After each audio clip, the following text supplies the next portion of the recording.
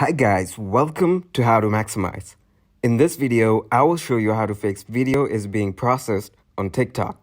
First, go to App Store and search TikTok.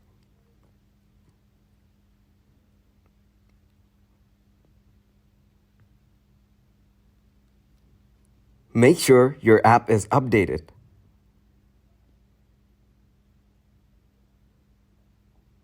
Then, open your TikTok app and select the plus icon. Record your video and then tap OK.